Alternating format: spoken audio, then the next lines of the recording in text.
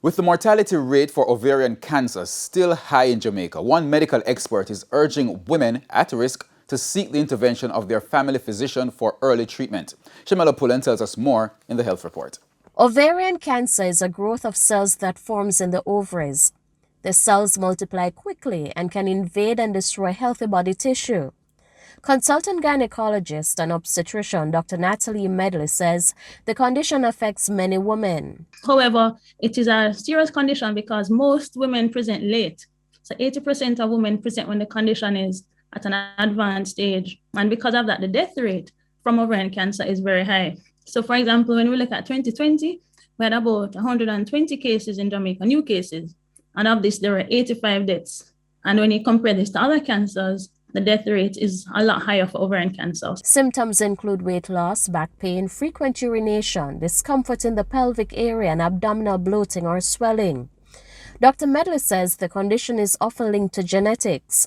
Or there's a family history of ovarian cancer, breast cancer, even the persons who have a strong history of colon cancer and other cancers as well may also be at risk of ovarian cancer.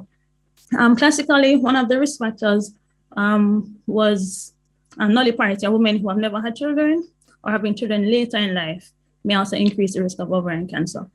But what we're finding now, however, is that most of the ovarian cancers tend to arise from the tubes, the fallopian tubes, and that's where the high-grade or aggressive types tend to originate from. Persons who have endometriosis are also at risk. Treatment for ovarian cancer includes surgery and/or chemotherapy. Unfortunately, ovarian cancer cannot be prevented, but persons can reduce the risk. For example, those with a family history can do genetic testing. Then what would be recommended in women who are at high risk would be to have the tube removed, as this will reduce the risk of ovarian cancer, even if those ovaries are left back, or better yet, remove the ovaries and the tube if childbearing is complete.